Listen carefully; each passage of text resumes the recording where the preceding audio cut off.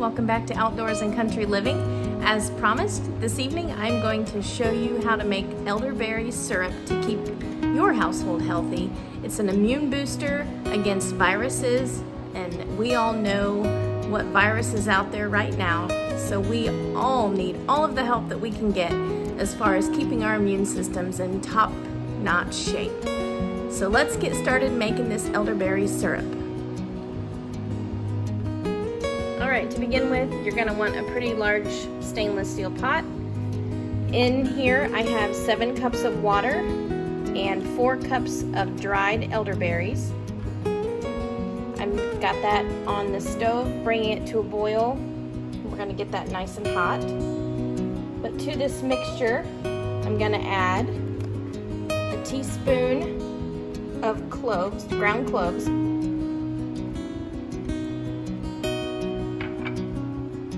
I have a tablespoon of ground cinnamon.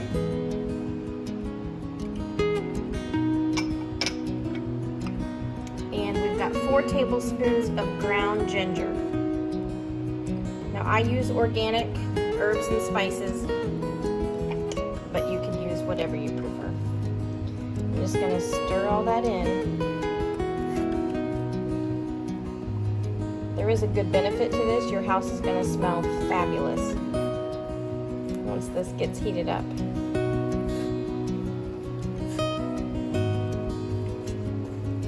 Basically, we're just going to bring it to a boil, cook it all together, get all of the ingredients mixed together pretty well. And then we will strain it through some cheesecloth or a large strainer. And then at the very end, I will add 2 cups of raw honey. This is our own honey that we have here at our homestead. This is a very dark honey, but I like to use that in my immune booster syrup. Plus it's very delicious. And then I will be adding 2 cups of the organic apple cider vinegar with the mother. While I'm waiting on my mixture to come to a boil, I went ahead and prepared my strainer with cheesecloth in it. If you don't have cheesecloth, you could just use a mesh strainer like I have under there. But I just have it on a 8-cup large bowl. And then when the mixture is finished cooking, I'll pour it in here and then wring it pretty tight in the cheesecloth to get every bit of nutrients out of the elderberries that I possibly can. And then I usually store our elderberry syrup in these glass bottles that have nice lids, and I just keep them in the refrigerator. Our mixture is now boiling. I'm going to let it boil about 3 or 4 minutes, and then I'm going to turn the heat down to low and let it simmer for about 45 minutes or until it's reduced by about half. Alright, I've turned the heat down and I'm just letting it gently cook or simmer at a very low boil until it's reduced by about half. But you can see on the edge of the pan over here how it's cooked down quite a bit already. So I'll give it a little bit longer and then we will call it good and turn the heat off and let it cool down so we can handle it. That mixture had cooked down by about half, and I went ahead and poured it into my strainer with the cheesecloth in it. And I've got my liquid down here, and we're just going to let these berries cool a little bit up here before I twist up the cheesecloth and squeeze as much stuff out of them as I possibly can. Alright, this is cooled enough. I think I can handle it well enough. I'm just going to gather up the corners of my cheesecloth here and give it a good twist.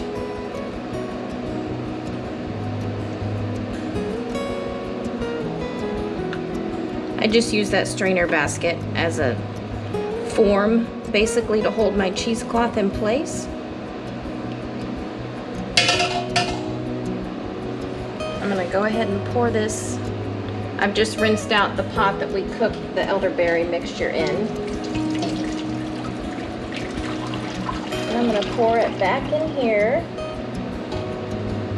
so we have plenty of room to get everything added together. Just kind of use a spoon, mash it down.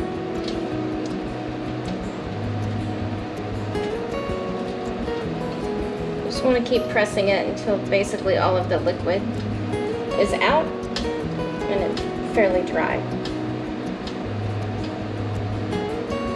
So this syrup is not a pancake syrup. It's not like maple syrup or anything like that. It is a medicinal syrup. Since it's medicine, it tastes like medicine. It's pleasant, but it's pretty pungent. And what we do is take a good mouthful of it every day to prevent contracting a common cold or influenza, which are both viruses. And now that coronavirus is here, it will boost our immune system against that. Elderberries are just a good immune booster, which if you have a strong immune system, you're less likely to contract viruses or come down with any kind of illness. And I'll probably make this a couple times during the fall and winter and early spring. I don't like to make it in very large batches. What I'm doing today was a doubled batch, so you could reduce everything by half if you don't want to make such a big batch. But with 5 adults living in our household, a smaller batch wouldn't last very long.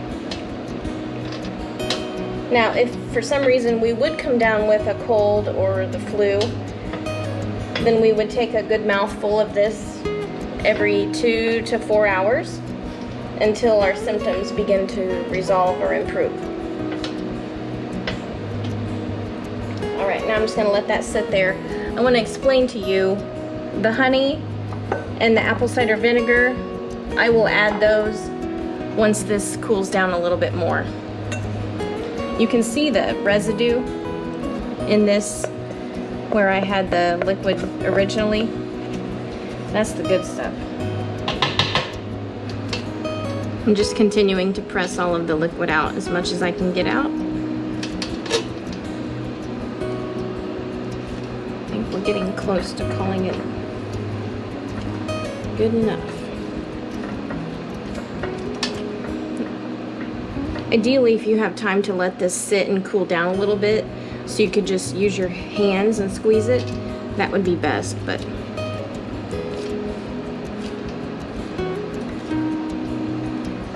I'm trying to hurry up the process, so.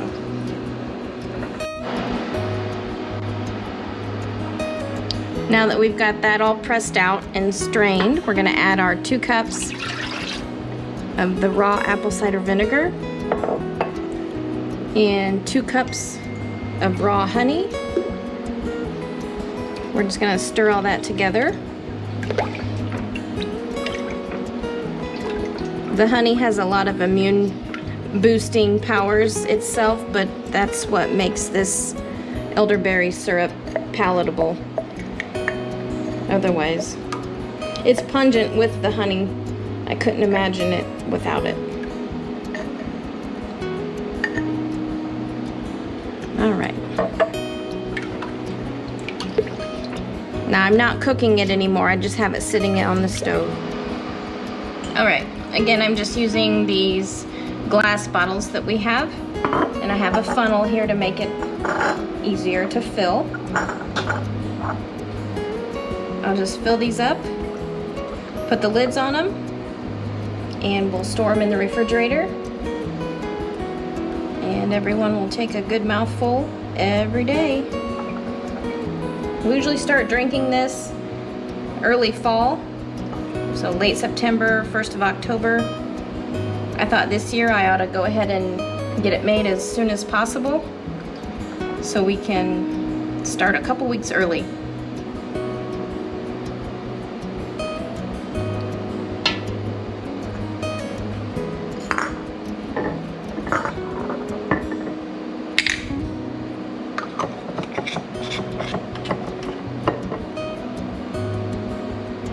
Pretty cool.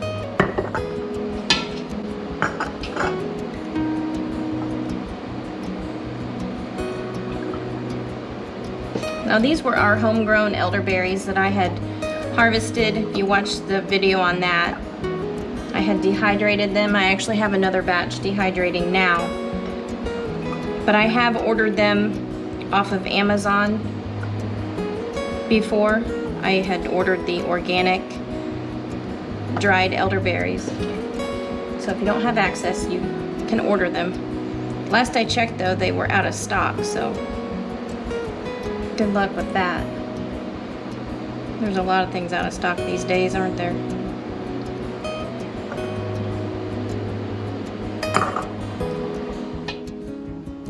Here is the end result: 4 glass bottles and 2 condiment cups, aka shots of elderberry immune boosting syrup. There you have it. That's how I make our immune boosting elderberry syrup here in the country.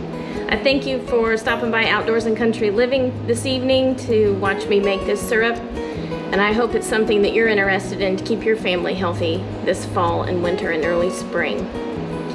So, cheers to good health.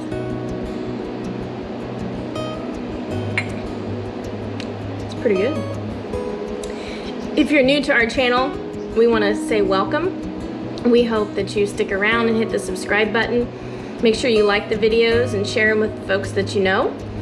But thanks again for stopping by Outdoors and Country Living. We look forward to seeing you again next time. See you later. Stay healthy.